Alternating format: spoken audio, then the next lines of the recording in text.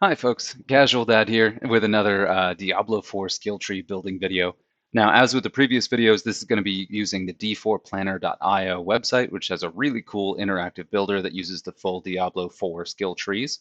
And you can choose any of the player classes and go through all the skill tree and just see how you would build it when we actually get the game, when it rolls out for full release. Now, just like the previous ones before, I've said I don't want to learn too much about spoilers, so I'm not touching the items tree, not touching this tree. I'm just looking at the individual skills themselves.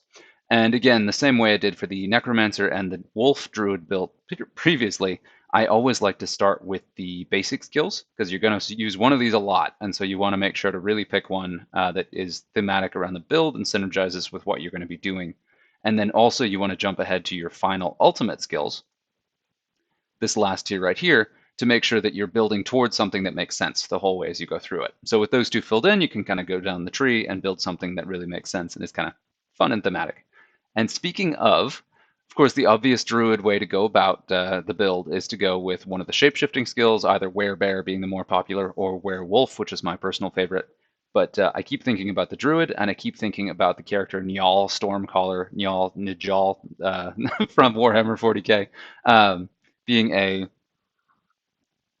Space Marine Space Wizard of a special kind. It's Njal Stormcaller, the creepy magic, space magic lightning caller of the sort of Warhammer 40k universe. So I want to make a lightning druid to be thematic with that, and we're going to throw in some skills in there to make it a little bit more like Njal being of the Space Wolves chapter. So we're going to throw a little curveball in there.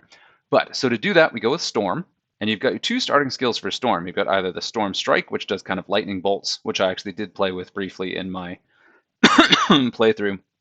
It's a cool skill. It's not terribly accurate, but it does really good coverage, and it's a whole lot better than the old kind of early static skills. If you remember both Diablo 1 and Diablo 2, those static skills were just sort of wild, and you could miss randomly, and the damage was very random. You're seeing Storm and Electric and Lightning skills in Diablo 4 be significantly more consistent, so you can really rely on them. It's an actual valid build. So we start with 1 point in this. So this does 20% damage to your target and chaining to up to 3 surrounding enemies, which is really good. And then it deals 20% less damage each time it chains, but that's fine. We'll kind of crank up the damage quite a bit. This also gives you a flat damage reduction, which is nice going in a full caster build. We're not going to do any of the shape-shifting skills, so you're not going to see any of the benefits from that. So jumping right into this. Check something cool. So we'll go one skill into that. Then we'll look at our further trees. This one gives a 15% chance to immobilize all enemies hit, including your bounces, for 2.5 seconds. That is crazy. It's only a 15% chance, but that's what, 1/6? So 1 in 6 of all of your hits are going to just flat out immobilize, and that's including the chain hits. So you could hit a crowd of enemies, and if there are 10 of them, at least one of them is very, very likely to be immobilized, which is terrific. And then we've got strike 2 additional targets, which combos really well with that, or 50% chance to make enemies vulnerable for 3 seconds. Then 50% or 2 additional. And it really depends. I could go either way on this one. I think I'm going to go with 50% chance to vulnerable, just because that has a really high chance of triggering, and the extra chain will only matter if you're hitting kind of bigger mobs, which a lot of the attacks will be, but it already chains to up to 4. So if you're doing the damage you should be, and it's kind of chaining around randomly, that should be just fine. So we're going to stick with that. We're going to go with that one for the vulnerable, so we do the extra damage. Now jumping ahead to look at that ultimate skill, we want to be storm focused, so we're looking either at this one, which is, and this is kind of cool. So looking at these ultimates, you can kind of see how they wanted builds to be made. So this one gives you a 20% chance to trigger a free storm skill whenever you play a earth skill, or a 20% chance to cast a free storm skill when you cast an earth skill. So it gives you a chance to really, really combo those. If you split your skill tree down the middle between storm and earth, then you can really be a shaman from Warcraft and go with that storm, earth, and fire. Heed my call. It's not a shaman. What is that? I'll remember in a minute. It might be a shaman. I don't remember. It's one of the orc casters from way, way back. But so that's a cool one to do. But the one for me is going to be this one right here.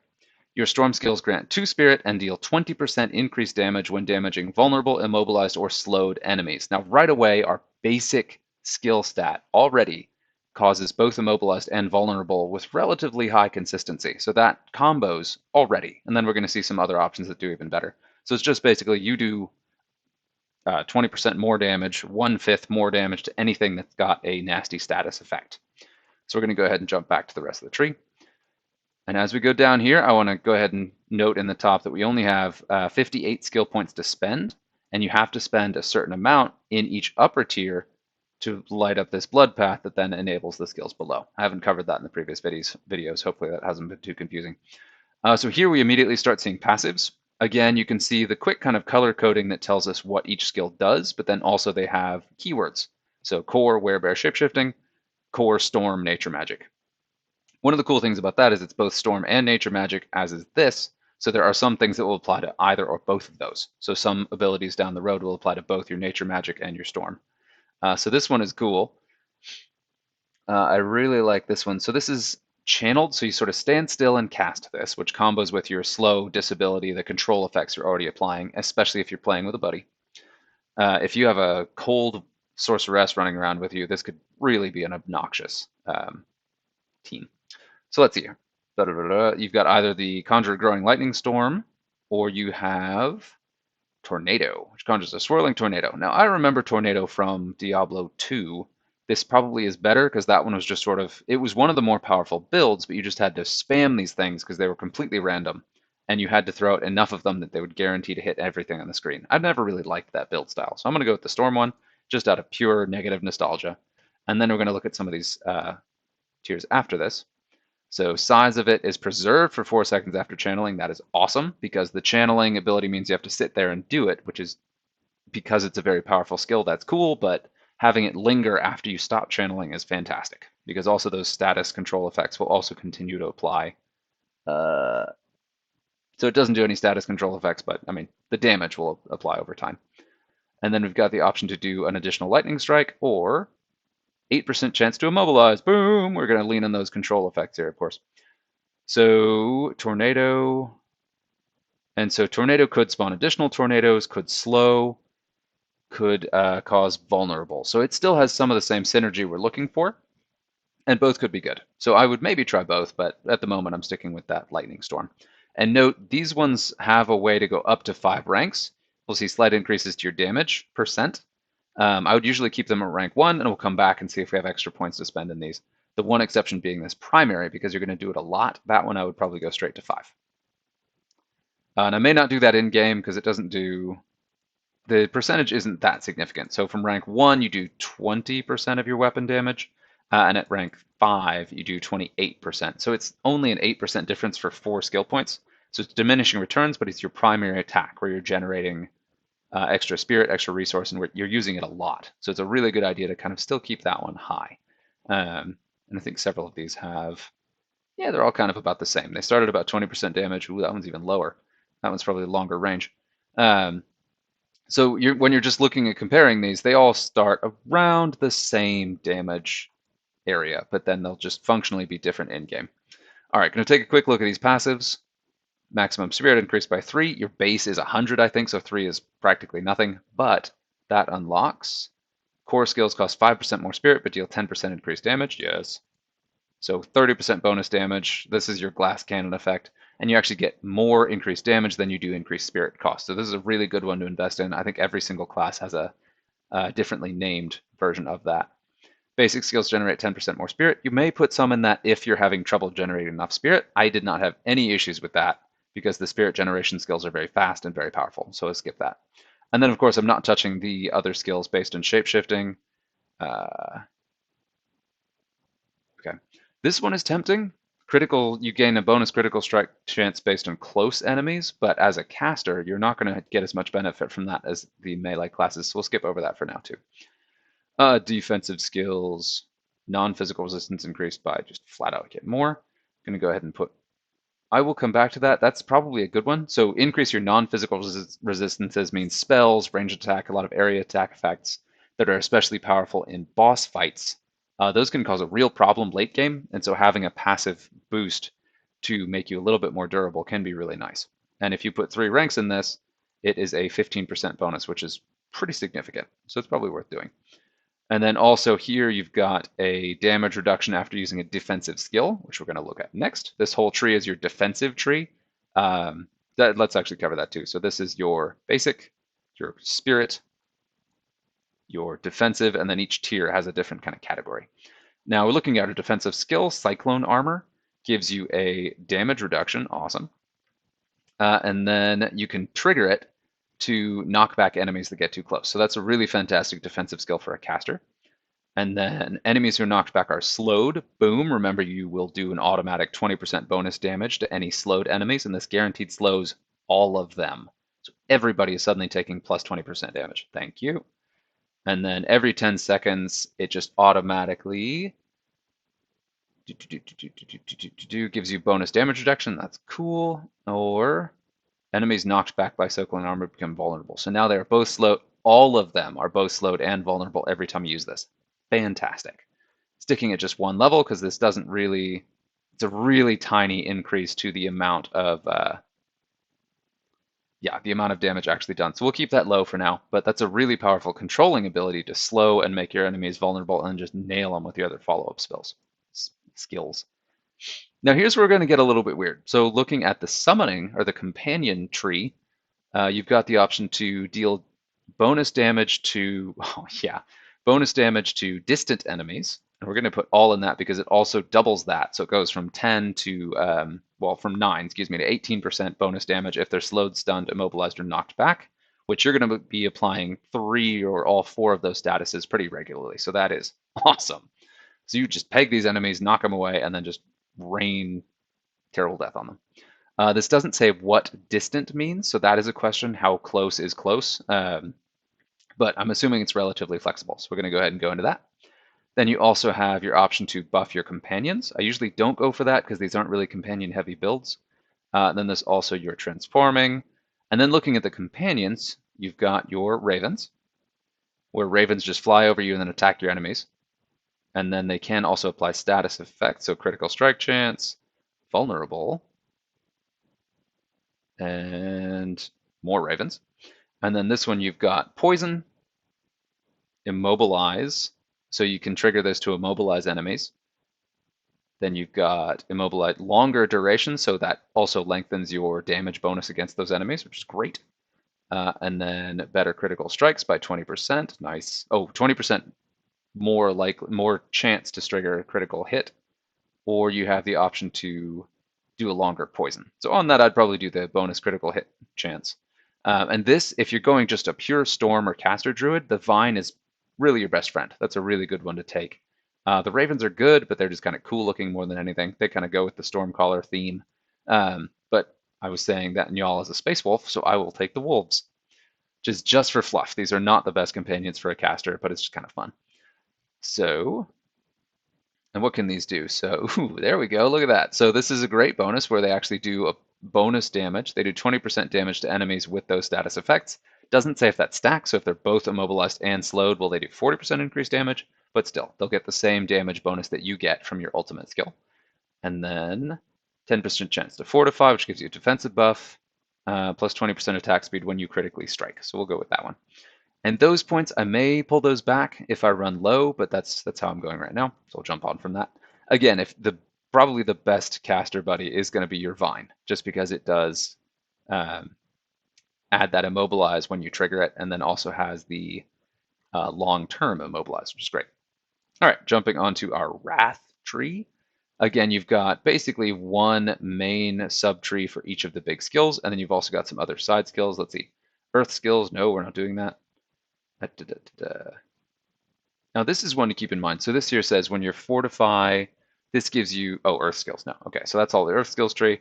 And then this one right here, poisoned enemies are slowed by 8%. Again, your slowed effect, you do get bonus damage against slowed enemies, and your Vine can do poison. So that would then mean poison equals slow, which is great. And then you can also increase the damage that poisoned enemies take. So those will combo well with the Vine Creeper, but we're not taking the Creeper, so that doesn't matter for this. This is shifting, that is shapeshifting, shapeshifting, okay. So our Storm skill is going to be this guy right here, Hurricane. Big old circle around yourself, which is awesome. You'll be the eye of the hurricane, so you can use your armor, knock everyone back, hurricane, and then hit them all in the ring that you've just widened. And then guarantee they will be slowed. Yes, thank you. And then we've got the option to either just straight reduce their damage, or we'll make them take additional damage. So we're going to go ahead and go with vulnerable, because that stacks with a lot of our other abilities. These passives over here are fantastic. So we'll go 1 in here. So your storm skills have a 20% chance to make enemies vulnerable, just all of them. Increase duration of Hurricane and Cataclysm, which is the next tier, by 5%. We'll look at that one. Bad Omen, up to 10% chance when dealing damage to a vulnerable that a Lightning Strike, which all of our storm skills are so far, also hits dealing, or excuse me, so yeah, okay, so any of those status effect enemies that we're stacking like crazy, they will then also take a really devastating Lightning Strike. So yes, we're going to load up on that, but we have to take either this or this to do that. Yes, thank you. Every 18 seconds, a Lightning Strike hits a nearby enemy. Yes, please. This is just like the Heart of the Storm stuff. I could sink tons of points in here. Dealing lightning damage to enemies has a 5% chance to immobilize. Yep. If the target is already immobilized, the lightning damage dealt to them is increased by 5% instead. This is where you can sink a ton of points. I'm going to leave all of those at 1. Duration increase by 5% is really short. I think I'll go ahead and skip that. That's nice. But at 3rd, yeah, it's 15%. So it's pretty significant if you sink all your points into that. We'll come back to that. We'll see how many points we have left. Moving right along here into our ultimate abilities. Yes, very frightening. Nature magic. So again, nature magic, a lot of the storm skills we have are both nature and storm. And there's earth and storm. Ooh, there we go. So there's another one here where your storm skills deal 4% increased damage to enemies that are stunned, immobilized, or knocked back, which we're going to do a lot. Nature magic, which again a lot of the storm skills are, deal 2% increased damage, triple. And so that's just the combination with earth or storm. So nature magic skills that consume spirit heal you for 1% of your maximum life. That is nice, but there's going to be sinking a lot of points into this, so we're not going to worry about that too much. And then over here, we've got increase the amount of fortify you gain, which we don't have a lot of access to that, so it's not really important. Defensive. You want some defensive abilities, especially that one. Reduce the duration of control impairing effects by 3%. But we don't have much access to fortify, so that could be a waste of points. We're going to stay a little glassy and hope that that works out. All of this stuff is shapeshifting. This is our key one, Cataclysm. Massive storm follows you for 8 seconds. Tornadoes knock back enemies and lightning strikes wildly, dealing 52% damage, plus the additional stacks we have already, where you can have those control application effects and bonus damage just from any storm skill. So we've got that. And then duration is increased by 2 seconds, which is a lot more than 3% we saw above. And then lightning strikes from Cataclysm make enemies vulnerable. Ta-da! Status effect. And that triggers our ultimate. Boom. Okay. So we're at this point. We have 24 skill points to spend. So let's go ahead and load the, what was this one again?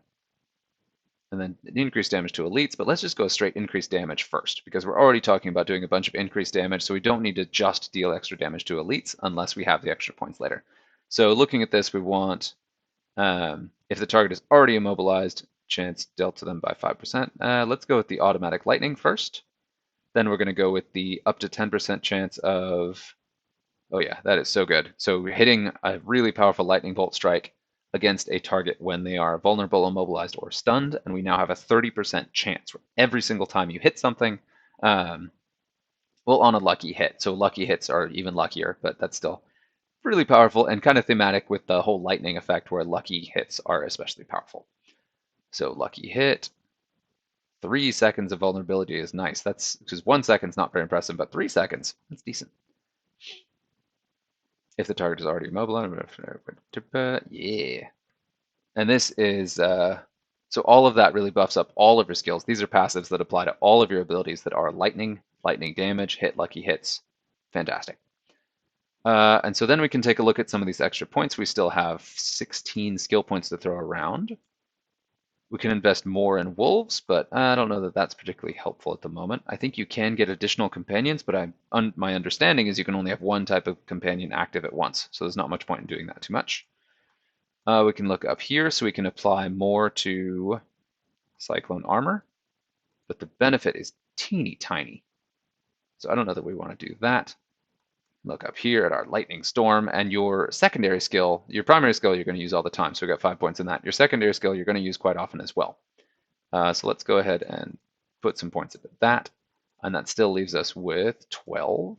Awesome. So we'll go ahead and pump into this defensive one I talked about, and that one. So when you're popping up your Cyclone armor, you then get a flat defensive bonus for that too, and then you also have just straight up magic resistance of 15%. Sweet. All right. So we still have 6 points to spend. You could really put these anywhere. I am going to go ahead and put them. Where's that? Oh yeah. Oh yeah, we're going to go here. So that's this natural disaster. Your storm skills deal 12% increased damage to enemies that are stunned, immobilized, or knocked back. So again, just a flat 12% bonus to all your damage because of the impairment effects you're already applying. So yeah, that is really good. And then I still have 2 skill points. We'll go ahead and pop that into, well, that bonus to elites isn't very good. So, and you can only have 1 ultimate ability, otherwise, or 1 key passive, your top tier ability. So otherwise I would put some points into that. So where are we going to put these last couple points, I wonder? Let's go ahead and put 1 into Cyclone Armor. And then, well, we could also take some of these secondary skills we haven't done. So you could take Wind Shear, but that's not much point in that. You could take Cyclone to go ahead and have that with those 2 points. But that doesn't seem that great. So I'm going to put some points into the ones we already have. I'll put 1 into, yeah, let's put it into Cyclone Armor. You're probably going to use that a lot. So rank 3 Cyclone Armor. And there we go. So zooming out a bit, you've got your Storm Strike with both the tiers to do 50% chance to immobilize all enemies hit, and then 50% chance to make vulnerable every time you hit. And this is a fast skill that chains, so you're hitting things with this a lot. So really high chance to do immobilize and vulnerable. Then we've added to that the passive where it does an additional 30% more damage because it is a core skill, even though it quote unquote costs more. It actually, oh no, it's basic. So that one will not, sorry. So that makes your Lightning Storm, which is your core skill, deal an additional 30% damage. And so it, instead of doing 35% damage, it does 65% damage, which is nice. That also will stay around after you stop channeling it, and then you'll also have an 8% chance to immobilize all enemies hit. So a lot of immobilize, a lot of slow already going, plus the vulnerable. Then we have our passive cyclone, or not passive, our defensive cyclone armor that gives you a damage reduction against magic, and then also you can trigger it to knock back all your enemies and deal some damage, which then also will trigger slowed for 1.5 seconds, and then also enemies knocked back become vulnerable. So every time you trigger this to knock enemies back, they automatically are slowed and become vulnerable, which triggers with all of your other bonuses. Then we also have 15% non-physical resistance and also 15% damage reduction every time you trigger your Cyclone armor. Then we also have the Wolves just for fun, but then also because they do deal 20% increased damage to immobilized, stunned, slowed, or poisoned enemies. Then we've also got the critically strike whenever you critically, and that isn't really necessary, but yeah, it's just fun. And then we've got 10% or 9% increased damage to distant enemies. That's doubled if they're slowed, stunned, immobilized, or knocked back. So that's 18%. And also note, you're going to be knocking back and slowing and immobilizing and stunning enemies all over the place. So you're going to trigger that bonus all the time. So that's a lot of bonus damage already. Then we've got your Hurricane that does damage in an area around you that also will slow your enemies automatically every time you hit them. And then it does have a 15% chance to make them vulnerable as well. Then we also have 20% chance to make enemies vulnerable from just any lucky hit from a storm skill. And then every 12 seconds, a lightning strike hits a nearby enemy with all of the additional passive bonuses you have and everything else. A lucky hit will have a 15% chance to immobilize enemies, and that's any lucky hit from any skill. And then if they're already immobilized, which is going to be happening a lot because a lot of your skills do immobilize, they instead take an additional 15% damage from any lightning damage in that hit. And then also a lucky hit has up to a 30% chance to hit them again with another attack that is 55% damage if they're vulnerable, immobilized, or stunned, where they're already taking more damage because they're vulnerable. Awesome. And then we've got our Cataclysm. Massive Storm follows you for 8 seconds, throws out tornadoes that knock back enemies, so they'll be knocked back. They'll be distant and triggering additional knockback penalties. Excuse me. Also does high damage, 52%. Its duration is increased, so instead of 8 seconds, it's 10 seconds. And then lightning strikes make enemies vulnerable. Bam. So you're adding knockback and vulnerable effects, which trigger the cascade of your other stuff. Then also your nature magic does 4% damage to elites. We don't care too much about that, but we do care about the extra 12% damage all of your storm skills do to enemies that are stunned, immobilized, or knocked back. Awesome. And then of course your ultimate skill, your storm skills grant to all of them, even the non-generation ones, give back some of the spirit they cost. Great. And deal 20% increased damage versus vulnerable, immobilized, or slowed enemies. So just a ton of synergy in that. Just controlling effects that then stack on each other that also trigger damage bonuses. This is going to be really fun. And from the little I played with the Storm Magic with the Druid, it's a really cool dynamic castery aspect. You could always kind of make this a hybrid, throw in a werebear, couple skills of werebear so you have that extra durability to fall back on, or throw in a couple skills of werewolf to make yourself faster, to kind of get in and out of these fights. There's a lot of leaping, jumping, mobility skills in werewolf that would be very useful with this. But they've done a really good job designing these skill trees so you have kind of a limited pool of points to spend, and you can't really go too ham with mixed synergies. If you do really want to try it, go for this other ultimate passive or key passive that is switching between your earth and storm. You could look at every single skill tree I've done here and just kind of every other one switch from storm to earth. And you probably have a lot of these do similar effects. So earth, the base earth skill stuns. Let's see, and then also has bonus defense when you're hitting a stunned or immobilized enemy. This one does, let's see,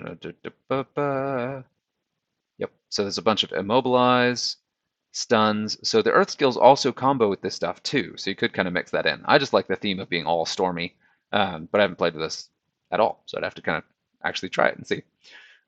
But there's a ton of synergy here to see. And yeah, it seems like a really cool, fun build if you want to try something a little different for your druid. Link is going to be in the description of the video. Hopefully this was fun.